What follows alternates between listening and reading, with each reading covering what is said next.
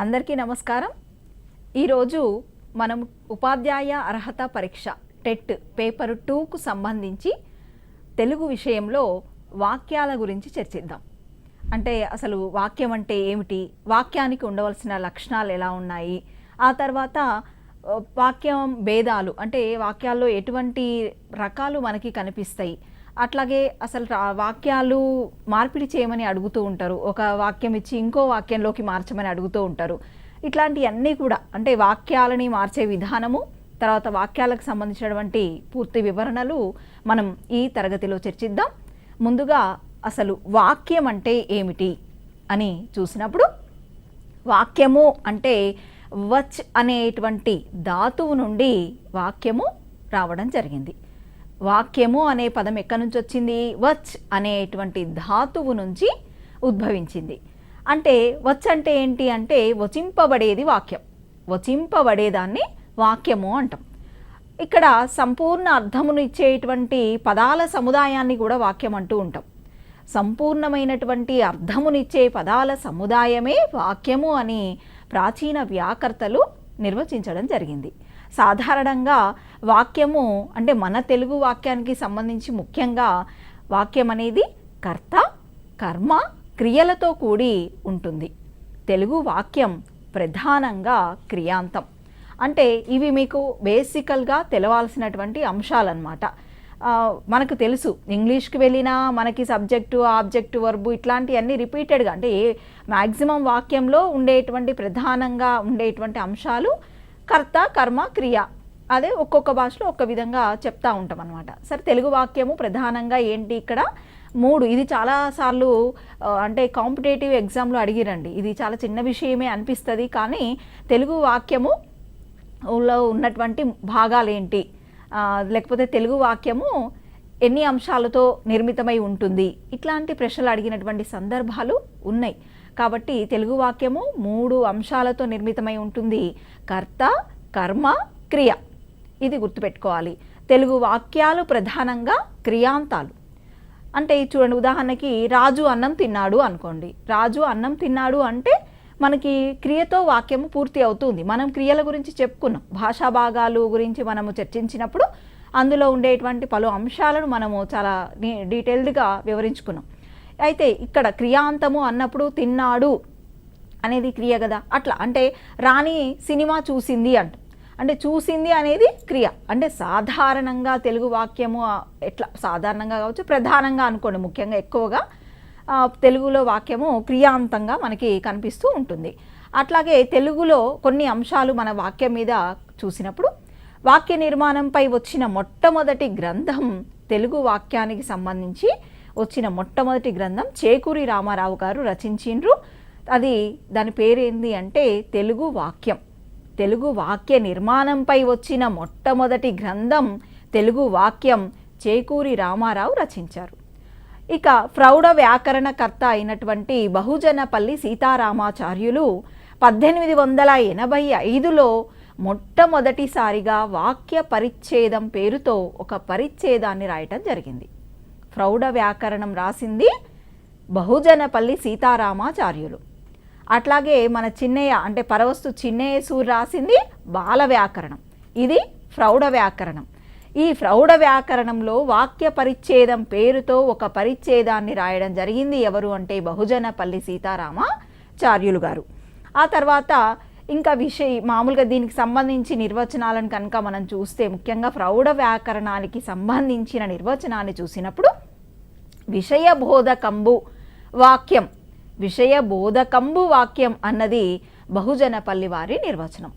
ఇంకా దీనికి సంబంధించి వాక్యము నా యోగ్యత కాంక్ష సహితంబగునర్థము గల ఆసక్తి యుక్త పద సముదాయం. వాక్యము నా యోగ్యత కాంక్ష సహితం బగు అర్థము గల ఆసక్తి యుక్త పద సముదాయం అని ప్రౌఢ వ్యాకరణ నిర్వచనం అన్నమాట. అంటే ఇది ఏంది అని అంటే వాక్యానికి సంబంధించి నిర్వచనంతో పాటు ఇందులో ముఖ్యంగా ప్రధానంగా వాక్యానికి సంబంధించి లక్షణాలు మనకి కనిపిస్తాయి. అంటే ఇదంతా గుర్తుపెట్టుకోవాలంటే అభ్యర్థులు వాక్యము నా యోగ్యత కాంక్ష ఇదంతా మీకు అవసరం లేదు, కానీ లక్షణాలని చెప్పడం కోసం మాత్రమే ఇక్కడ దీన్ని చెప్పడం జరిగింది. అంటే మీకు వాక్యము లక్షణాలు ఏమిటి అన్నప్పుడు యోగ్యత, ఆకాంక్ష, ఆసక్తి అంటాం. యోగ్యత, ఆకాంక్ష, ఆసక్తి ఎక్కడి నుంచి తీసుకున్నారు, ఎక్కడివి ఇవి లక్షణాలు అన్నప్పుడు మీకు ఈ నిర్వచనం ద్వారా ప్రౌఢ వ్యాకరణంలో దీనికి సంబంధించినటువంటి చర్చ ఉన్నది అని తెలుస్తుంది. కాబట్టి వ్యాకరణ నిర్వచనానికి తర్వాత లక్షణాలకు సంబంధించి యోగ్యత, ఆకాంక్ష, ఆసక్తి కలిగిన పదం లేదా ఆ పదాల సముదాయమే వాక్యం. ఈ విషయాన్ని గుర్తుపెట్టుకోవాలి. ఇక వాక్యంలో ప్రధానంగా మనకి కర్త, కర్మ, క్రియ ఇవి ఉంటాయి. ఇవి మనకు తెలుసు ఇవి ఉంటాయి అనేది. ఒక్కసారి వీటిని కూడా చెప్పుకుందాం. కర్త అంటే క్రియకు ఆశ్రయభూతమైనది కర్త. క్రియకు ఆశ్రయభూతమైనది కర్త అంటే క్రియ అంటే తెలుసు మనకి, పనిని తెలిపేది క్రియ అనుకుంటాం కదా. ఆ క్రియను చేసేదే కర్త అని ఇక్కడ అర్థం చేసుకోవాలి.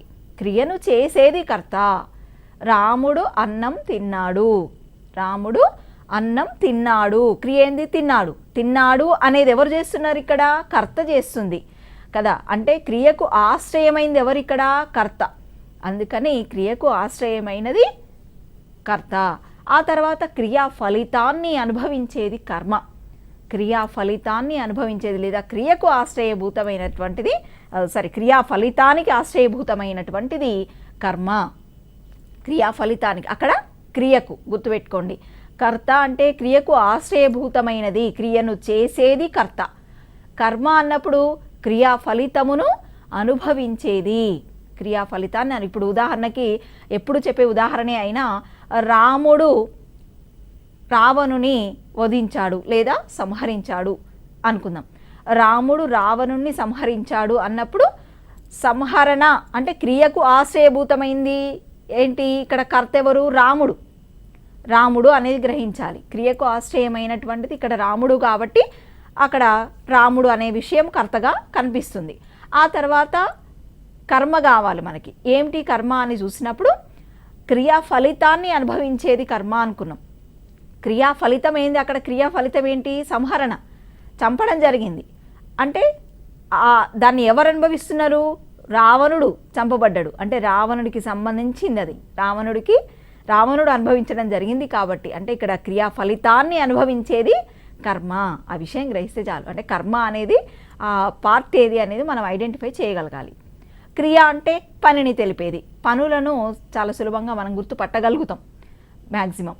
ఇక తర్వాత వాక్యం యొక్క ప్రధానమైనటువంటి లక్షణాలను చూద్దాం. ఇక్కడ లక్షణాలు తెలుసుకోవడం ఖచ్చితంగా అవసరం.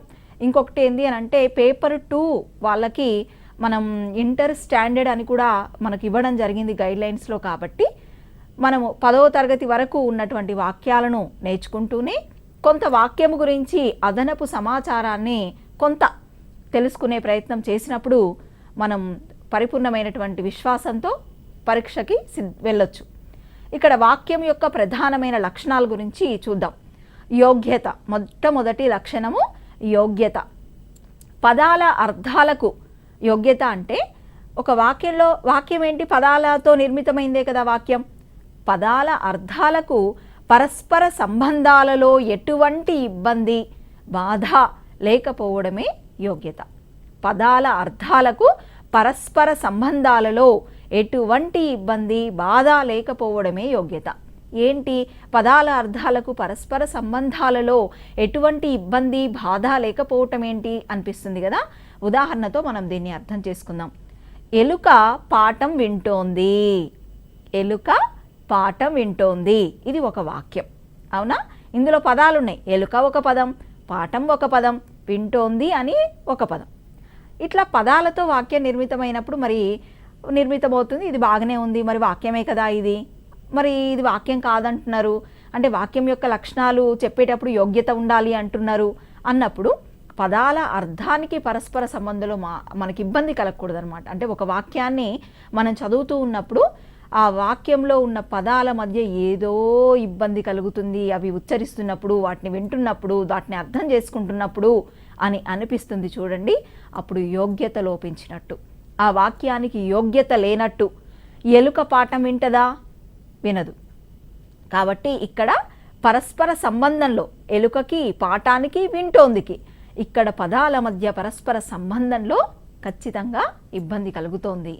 అట్లాగే చూడండి, బాలిక పుస్తకాన్ని నిప్పు చేత తడుపుతుంది. బాలిక పుస్తకాన్ని నిప్పు చేత తడుపుతుంది అన్నాం.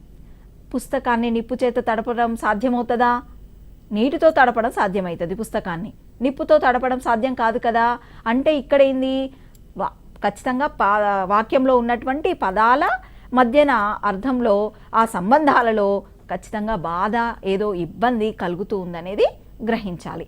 ఆ తర్వాత ఉన్నటువంటి లక్షణము ఆకాంక్ష.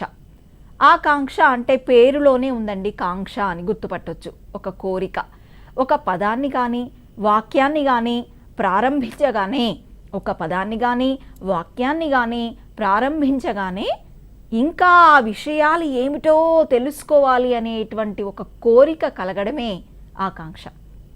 ఒక పదాన్ని కానీ వాక్యాన్ని కానీ ప్రారంభించగానే ఇంకా ఆ విషయాలు ఏమున్నాయో తెలుసుకోవాలనే కోరిక కలగడమే ఆకాంక్ష. ఇక్కడ ఉదాహరణకు కొన్ని చూద్దాం. రాముడు సీతను పెండ్లాడాడు. రాముడు సీతను పెండ్లాడాడు. రాముడు సీతను అనగానే రాముడు సీతను ఊటికి తీసుకెళ్ళాడా, పెళ్ళాడా, లేక ఇంకోట, అంతే కదా. మనకు ఆ ఉత్సుకత కలుగుతూ ఉంటుంది అనమాట. అంటే ఒక పదాలని, ఒకటి లేదా 2-3 పదాలను వినగానే నెక్స్ట్ ఇంకే పదం వస్తుంది తెలుసుకోవాలనేటువంటి ఒక కోరిక మనలో కలుగుతుంది. పోతన భాగవతం అనగానే, పోతన భాగవతం అనగానే తెలుగులోకి రచించాడా, లేకపోతే సంస్కృతంలో రచించాడా, లేక పోతన భాగవతాన్ని ఇంకెవరికైనా ఇచ్చాడా, అసలు ఏంటి నెక్స్ట్ పదం ఏమిటి అనేది మనలో ఒక కోరిక కలుగుతుంది.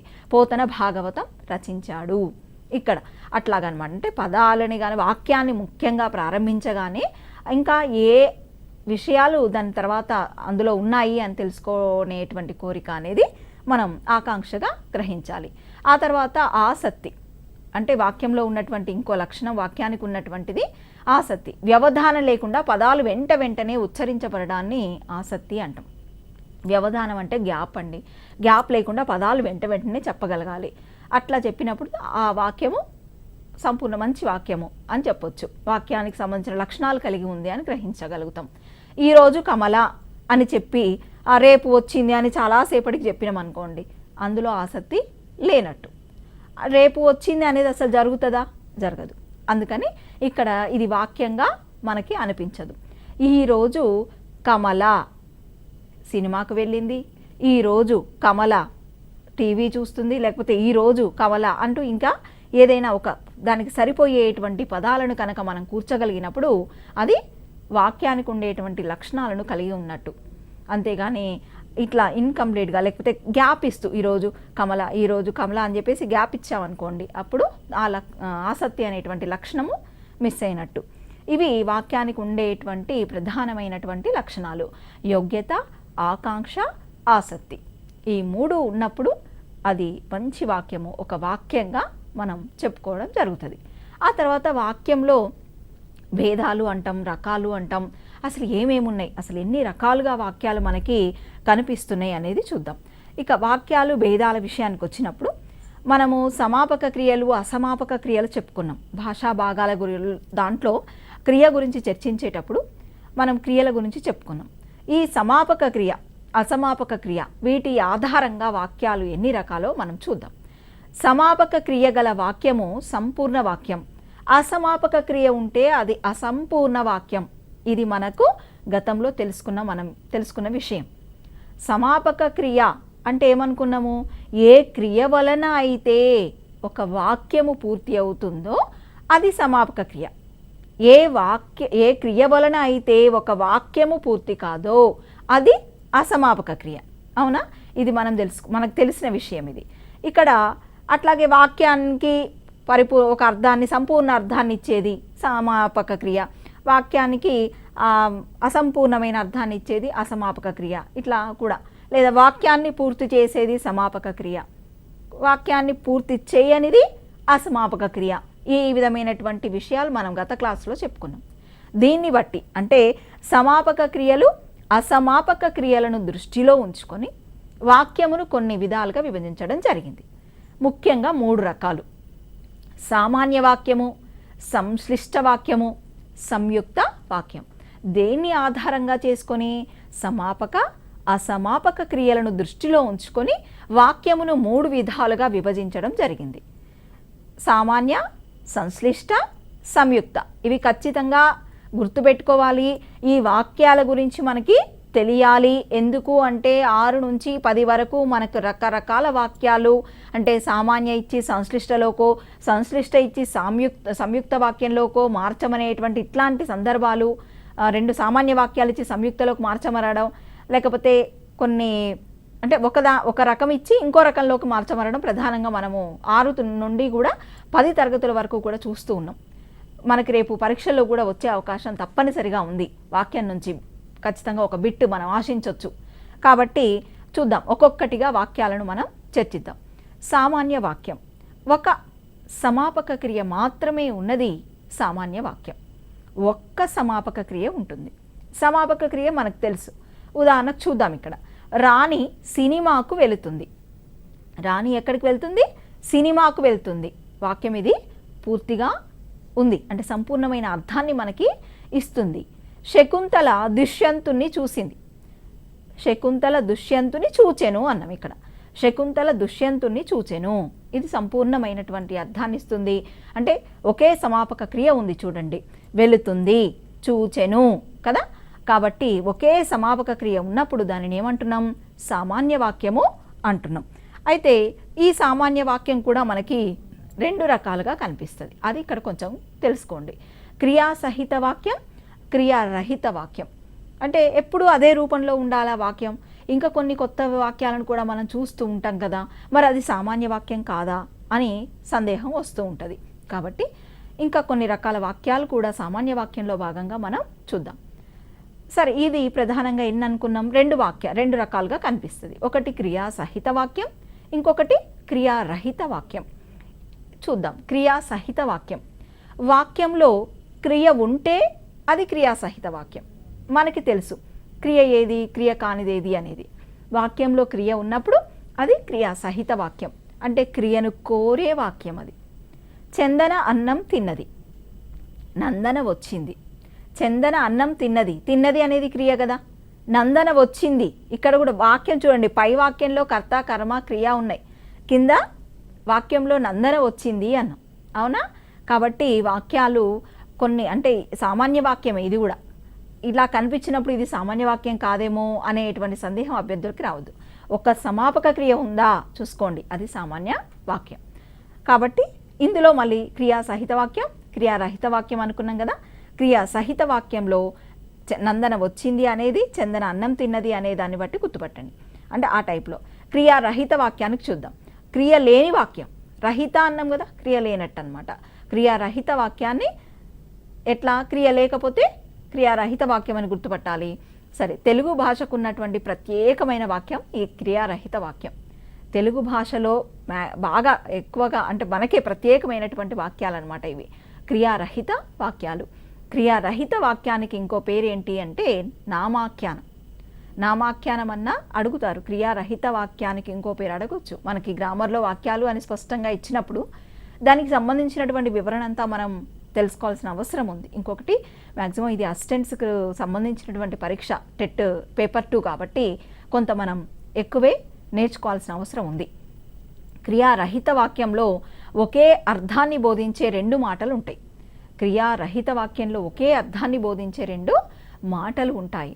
అందులో మొదటిది ఉద్దేశం అంటాం, రెండో దాన్ని విధేయం అంటాం. క్రియారహిత వాక్యంలో మళ్ళీ 2 భాగాలు. సామాన్య వాక్యం 2 రకాలు, క్రియాసహిత, క్రియారహిత. మళ్ళీ క్రియారహిత వాక్యానికి వచ్చినప్పుడు మనము ఆ వాక్యాన్ని 2 పార్ట్స్గా విభజిస్తున్నాం. ఒకటి ఉద్దేశం అంటున్నాం, ఇంకొకటి విధేయం అంటున్నాం. మీకు చూపిస్తా అది ఎట్లాగో. ఉద్దేశానికి మరో పేరు కర్త, విధేయానికి మరో పేరు ఆఖ్యాతం. ఆఖ్యాతం అన్నా వివరించడం అన్నా ఒకటే. ఇక చూడండి, ఉదాహరణ చూస్తే అతడు గుమస్తా, ఆమె సుగుణవంతురాలు, రాముడు బుద్ధిమంతుడు అన్నాం కదా. ఇక్కడ ఉద్దేశానికి మరో పేరు ఏమనుకున్నాం? కర్త అనుకున్నాం. అతడు గుమస్తా అన్నప్పుడు కర్త ఎవరు? అతడు కదా. అంటే ఇది ఉద్దేశం, ఇది ఉద్దేశం. విధేయం అంటే వివరించేది, అతడి గురించి వివరిస్తుంది. ఏమని? అతడు గుమస్తా అని కదా. ఇది ఆఖ్యాతం. అట్లాగే చూడండి, ఇది విధేయం. విధేయం అన్నా ఆఖ్యాతం అన్నా మళ్ళీ వివరించడం అన్నా 3 పదాలు ఒకటే, అది తెలుసుకోండి. ఆమె సుగుణవంతురాలు. ఆమె ఎవరు? సుగుణవంతురాలు, మంచి గుణవంతురాలు అన్నమాట. కాబట్టి ఆమె ఉద్దేశమైనప్పుడు సుగుణవంతురాలు అనేది విధేయం అవుతుంది. అట్లాగే రాముడు బుద్ధిమంతుడు. ఇవి కొంచెం అంటే మనకు ఉద్దేశం విధేయం అనేటువంటి ఒక ప్రాథమికమైన అవగాహన కోసం. సంశ్లిష్ట వాక్యం. ఒక సమాపక క్రియ ఉండి ఒకటి లేదా అంతకంటే ఎక్కువ అసమాపక క్రియలు ఉన్నటువంటి వాక్యం సంశ్లిష్ట వాక్యం. ఒక్క సమాపక క్రియ ఉంటే సామాన్య వాక్యం అనుకున్నాం కదా. ఇక్కడ ఒక్క సమాపక క్రియ ఉండి మళ్ళీ దాంతోపాటు ఒకటి లేదా అంతకంటే ఎక్కువ అసమాపక క్రియలు ఉన్నప్పుడు దాన్ని సంశ్లిష్ట వాక్యం అంటున్నాం. ఉదాహరణకి బాలుడు పాలు తాగుతూ చదువుతున్నాడు. బాలుడు ఎలా చదువుతున్నాడు? పాలు తాగుతూ చదువుతున్నాడు. ఇక్కడ చూడండి, ఒక్క సమాపక క్రియ ఉంది, అట్లాగే ఒక అసమాపక క్రియ కూడా ఉంది. తాగుతూ అన్నం, తాగుతూ ఇది కంప్లీట్ కాలే క్రియ, అసమాపక క్రియ. చదువుతున్నాడు, ఇది సంపూర్ణ అర్థాన్ని ఇస్తుంది క్రియ, కాబట్టి ఇది సమాపక క్రియ. ఇక్కడ ఒక సమాపక క్రియ ఉంది, ఒకటి లేదా అంతకంటే ఎక్కువ అసమాపక క్రియలు అన్నాం కదా, ఒకటి అసమాపక క్రియ కూడా ఉంది, కాబట్టి ఇది సంశ్లిష్ట వాక్యం. అట్లాగే చూడండి, సీత గ్రంథాలయానికి వెళ్ళి పుస్తకం తెచ్చింది. ఇది కూడా అంతే, ఒక సమాపక క్రియ తర్వాత ఇంకొక అసమాపక క్రియ ఉంది. ఆ తర్వాత తెలుగులో ముఖ్యంగా అసమాపక క్రియలు చేసే పని ఏంటి అంటే సంశ్లిష్ట వాక్యాలను ఏర్పరచడం. తెలుగులో అసమాపక క్రియలు చేసేది ఏంటి అంటే సంశ్లిష్ట వాక్యాలను ఏర్పరచడం. అయితే ఇక్కడ సరే ఒక అసమాపక క్రియ ఒక సమాపక క్రియ గురించి అనుకున్నాం కదా. మనము క్రియల గురించి చెప్పుకునేటప్పుడే నేను ఒక పెద్ద వాక్యం చెప్పిన సంశ్లిష్ట వాక్యము అని. అది ఏంటి అంటే ఇక్కడ అంటే మీకు ఎక్కువ అసమాపక క్రియలు అర్థం కావడం కోసం రాముడు లంకకు వెళ్ళి రావణుని సంహరించి సీతను తీసుకొని అయోధ్యకు వచ్చి పట్టాభిషిక్తుడయ్యాడు అంటాం. అంటే ఇక్కడ చూడండి ఎన్ని అసమాపక క్రియలు ఉన్నాయి.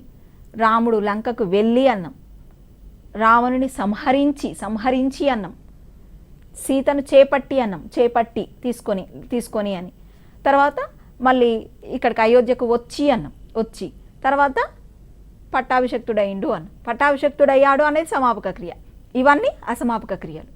అట్లా కూడా అంటే ఒకటి కంటే ఎక్కువ కూడా అసమాపక క్రియలతో సంశ్లిష్ట వాక్యం ఏర్పడుతుంది అనేది మీరు ఇక్కడ గమనించండి. సరే, ఇంకా ఈ సంశ్లిష్ట వాక్యంలో కొన్ని విషయాలు మనం తెలుసుకోవాల్సిన అవసరం ఉంది. ఇక్కడ ప్రధానంగా మనం ఇవి క్రియలు ఆ భాషా భాగాల్లో భాగంగా చెప్పుకున్నాం. కాకపోతే ఇక్కడ కూడా ఒకసారి వీటిని స్పష్టీకరించి చెప్పుకోవడం అవసరం కాబట్టి చూద్దాం. క్వార్థకం, శత్రర్థకం, ఛేదర్థకం, అప్యర్థకం, ఈ అంశాలు గుర్తుపెట్టుకోండి. సంశ్లిష్ట వాక్యాలలో ప్రధానంగా కనిపించే అంశాలు ఇవి. ఒక్కొక్కటిగా చూస్తే మనము క్వార్థకం, భూతకాల అసమాపక క్రియ క్వార్థకం అన్నమాట. అడిగిండు, ఇది చాలా డిఎస్సిలోనే అడిగినటువంటి బిట్ అన్నమాట. ఇది భూతకాలిక అసమాపక క్రియ క్రింది వానిలో అంటాడు. అది గుర్తుపట్టాలి. ఈ అనేది, ఈ అంటే భూతకాలిక అసమాపక క్రియ, ఈ అనగానే క్వార్థకం అని గుర్తుకు రావాలి. ఇక్కడ చూడండి, సరళ పాలు తాగి నిద్రపోయింది. తాగి అన్నప్పుడు ఈ ఉందా? ఉంది. వచ్చి అన్నప్పుడు ఈ ఉందా? వెళ్ళి అన్నప్పుడు ఈ ఉంది కదా. తిరిగి గీ, ఈ గీలో ఈ ఉంది, ఇట్లా అన్నమాట. చూసి ఇట్లా, ఇవన్నీ కూడా క్వార్థకాలు, అంటే భూతకాల అసమాపక క్రియలు ఇవన్నీ కూడా, అది గుర్తుపట్టండి. ఆ తర్వాత శత్రర్థకం, వర్తమాన కాల అసమాపక క్రియను ఏమంటామని అడుగుతారు.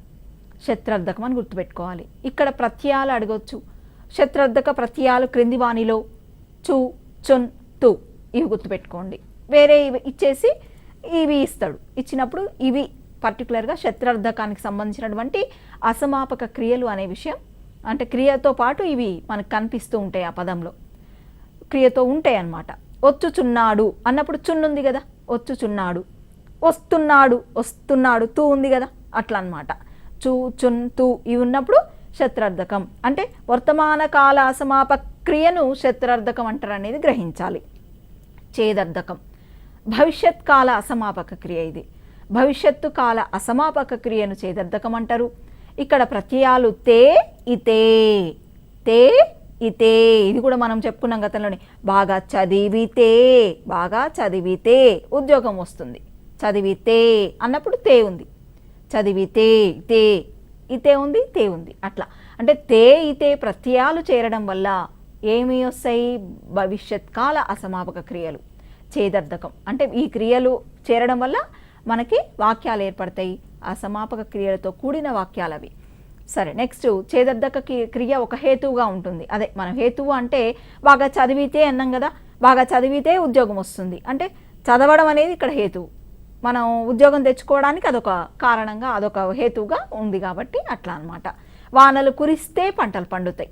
ఇట్లా కొన్ని వాక్యాలు మీరు ప్రాక్టీస్ చేయండి. తే ఇతే అనేవి ప్రత్యయాలుగా గుర్తుపెట్టుకోండి. అసలు క్వార్థకం అంటే ఏంది, చతురర్థకం అంటే ఏంది, చేదర్థకం అంటే ఏంది అనేది తెలుసుకోండి, గుర్తుపెట్టుకోండి. తర్వాత అప్యర్థకం, ధాతువుకు ఇనా ప్రత్యయం చేరటం వల్ల అప్యర్థక క్రియలు ఏర్పడతాయి. ఈ వాక్యాలలో కనిపించే రెండు క్రియలలో ఒకటి వ్యతిరేకార్థక క్రియ అయి ఉంటుంది. ఎక్కడ? అప్యర్థకంలో. ఉదాహరణ ఇక్కడ చూద్దాం మనము. ఇక్కడ అంటే ఒక్కోసారి ఒకటి వ్యతిరేకార్థ క్రియ అయి ఉండొచ్చు, ఇంకోసారి రెండు కూడా ఒక్కో వ్యతిరేకార్థ క్రియలు కనిపిస్తూ ఉంటాయి. వ్యతిరేకార్థకంగా మనకు వాక్యాలు కనిపిస్తూ ఉంటాయి అప్యర్థకాలలో. వానలు బాగా కురిసినా పంటలు పండలేదు. కురిసినా మొదట ఇక్కడ ఏ ప్రత్యయం? ఇనా అనుకున్నాం అప్యర్థకంలో. ఇనా, కురిసినా, కురిసినా ఉంది కదా ఇనా, అదొకటి. తర్వాత ఏంటి? ఒకటి వ్యతిరేకార్థక క్రియ ఉంటుంది ఇందులో అనుకున్నాం. వానలు బాగా కురిసినా పంటలు పండలేదు. పండలేదు అనేది ఇక్కడ వ్యతిరేకార్థక క్రియ. వానలు బాగా కురిసినా పంటలు పండలేదు. కాబట్టి ఇంతవరకు ఇది గుర్తుపెట్టుకోండి. ఇక సంయుక్త వాక్యం, రెండు లేదా అంతకంటే ఎక్కువ సమాపక క్రియలు గల వాక్యాన్ని మనం సంయుక్త వాక్యము అంటాం.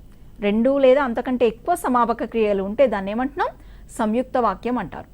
సమాన ప్రాధాన్యం గల రెండు సామాన్య వాక్యాలు కలిసి ఒక వాక్యంగా ఏర్పడితే అది సంయుక్త వాక్యం. సమాన ప్రాధాన్యం గల రెండు సామాన్య వాక్యాలు కలిసి ఒక వాక్యంగా ఏర్పడతాయి. చూద్దాం అది. ఇక్కడ ఇంకొన్ని విషయాలు ఏంటంటే, సమానమైన క్రియలు ఉన్నప్పుడు మాత్రమే సంయుక్త వాక్యంలో ఒక్క సమాపక క్రియ ఉంటుంది. సమానమైన క్రియలు, గుర్తుపెట్టుకోండి ఈ పదాన్ని. సమానమైన క్రియలు ఉన్నప్పుడు మాత్రమే సంయుక్త వాక్యంలో ఒక సమాపక క్రియ ఉంటుంది. రెండు సామాన్య వాక్యాలు కలిసి ఏమవుతుంది? సంయుక్త వాక్యంగా ఏర్పడతాయి. సంయుక్త వాక్యం అనగానే మీకు గుర్తుపెట్టుకోవాల్సిన అంశం ఏంది? రెండు లేదా అంతకంటే ఎక్కువ సమాపక క్రియలు ఉంటాయి. రెండు లేదా అంతకంటే ఎక్కువ సమాపక క్రియలు ఉంటాయి. ఇది బాగా గుర్తుపెట్టుకోవాలి. తర్వాత సమానమైన క్రియలు ఉన్నప్పుడు సంయుక్త వాక్యంలో ఒక్కటే సమాపక క్రియ ఉంటుంది. రెండు సామాన్య వాక్యాలు కలిపి రాసేటప్పుడు క్రియలలో మార్పులు లేకుండా మధ్యలో అనుసంధాన పదాలు రాస్తాం. సంయుక్త వాక్యాన్ని గుర్తుపట్టడానికి ఇవన్నీ అంశాలన్నమాట. అనుసంధాన పదాలంటే మధ్యలో కలిపి రాస్తాం. వాక్యాలని, సామాన్య వాక్యాలని కలిపి రాస్తున్నాం కదా, ఆ కలిపి రాసేటప్పుడు మధ్యలో సంధాన పదాలు ఇవి అన్నమాట. కావున, కానీ, మరియు, అందువల్ల ఇట్లాంటి పదాలతో వాక్యాల్ని మనం కలుపుతాం అన్నమాట. ఇక చూడండి, ఉదాహరణ చూస్తే కమల కవిత్వం రాస్తుంది, కమల కథలు రాస్తుంది అని ఉంది. ఇక్కడ చూడండి, రాస్తుంది అనేది సమానమైన, మనం అనుకున్నాం ఇందాక, సమానమైనటువంటి క్రియలు ఉన్నప్పుడు మాత్రమే సంయుక్త వాక్యంలో ఏముంటుంది? ఒక్క సమాపక క్రియ ఉంటుంది. ఇక్కడ రాస్తుంది అనేది ఒకే సమానమైనటువంటి క్రియ. వాక్యాలు ఎన్ని ఉన్నాయి? రెండు వాక్యాలు, వేరే వేరే వాక్యాలువి. అంటే కవిత్వం రాస్తుంది, కథలు రాస్తుంది కదా. అంటే కమల కవిత్వము, కథలు రాస్తుంది. ఇక్కడ అనుసంధాన పదంగా మనం మరియు తీసుకోవచ్చు, కానీ కామా కూడా తీసుకోవచ్చు. కమల కవిత్వము, కామా కథలు రాస్తుంది, లేదా కమల కవిత్వము మరియు కథలు రాస్తుంది. ఇది సంయుక్త వాక్యం అవుతుందన్నమాట. అట్లాగే వనజ చురుకైనది, వనజ అందమైనది అనుకోండి. వనజ చురుకైనది మరియు అందమైనది, వనజ చురుకైనది కామా అందమైనది. ఇట్లా రెండు నామపదాల్లో ఒకటి లోపిస్తుంది, గమనించండి మీరు. అట్లాగే రెండు సమానమైన క్రియలు ఉన్నప్పుడు ఒకటే మనకి వస్తుంది. ఆ తర్వాత దివ్య అక్క, శైలజ చెల్లెలు, ఇవన్నీ కూడా మనకు టెక్స్ట్ బుక్లో ఉన్నటువంటి, అంటే మన పాఠ్యపుస్తకాలలో ఉన్నటువంటి ఉదాహరణలే. దివ్య అక్క, శైలజ చెల్లెలు అన్నారు. దివ్య, శైలజ అక్క చెల్లెళ్ళు అంటే సంయుక్త వాక్యంగా రెండు సామాన్య వాక్యాలను మనం ఇక్కడ ఏం చేసినాం? సంయుక్త వాక్యంగా రాసినాం. రెండు నామపదాలు ఒకే చోట చేరి చివర ఏమైంది? ఇక్కడ రెండు నామపదాలు, ఒకే నామపదం కాదు అది. దివ్య వేరు, శైలజ వేరు కదా. రెండు నామపదాలు ఒకే చోట చేరినాయి, చివర బహువచనం వచ్చింది. రెండు నామపదాలు ఒకే చోట చేరి చివర బహువచనం వచ్చిందనమాట. ఆయన డాక్టరా, ఆయన ప్రొఫెసరా అని రెండు ఉన్నప్పుడు సామాన్య వాక్యాలు. ఆయన డాక్టరా కామా పెట్టి ప్రొఫెసరా. ఇక్కడ ఏమైంది? రెండు సర్వనామాలలో ఒకటి పోయింది, అవునా? ఆయన ఆయన అది 2 సర్వనామాలు ఉన్నాయి కదా 2 సామాన్య వాక్యాల్లో. ఏమైంది? ఒక సర్వనామం పోయింది. ఆ తర్వాత మనం ముఖ్యంగా ఇక్కడ గమనించాల్సింది కర్త కర్మ ప్రాధాన్యతను బట్టి వాక్యము 2 విధాలు. కర్త కర్మ ఇక్కడ మనకు అయిపోయింది. ఇప్పుడు సమాపక అసమాపక క్రియలను బట్టి మనము వాక్యాలని చూసినాం. సామాన్య సంయుక్త సంశ్లిష్ట వాక్యాలని ఇవి చాలా వరకు మనకి 10వ తరగతి వరకు కూడా వచ్చేసినాయి. అవి మనం ఖచ్చితంగా ఎక్స్పెక్ట్ చేసేటువంటి క్వశ్చన్స్ అక్కడ నుంచి. అంటే మొత్తం వాక్యంలో అదే ఇవ్వాలని లేదు, ఏవైనా కూడా అడగొచ్చు. సరే, ఇక కర్త కర్మ ప్రాధాన్యతను బట్టి కూడా మనకి వాక్యములు 2 విధాలుగా కనిపిస్తాయి. కర్తరి వాక్యం, కర్మని వాక్యం. వీటి గురించి మళ్ళీ మనము మరొక క్లాస్లో అంటే కర్తరి వాక్యాలు, కర్మని వాక్యాలు, ప్రత్యక్ష వాక్యాలు, పరోక్ష వాక్యాలు, ఇట్లాంటి రకరకాల వాక్యాలు అవి ఎట్లా ఒకదాని నుంచి ఇంకో దాంట్లోకి మారుస్తామో ఇట్లాంటి అంశాలన్నీ మరొక క్లాస్లో మనం చర్చిద్దాం. ఈ రోజుకు ముగిస్తూ అందరికీ నమస్కారం.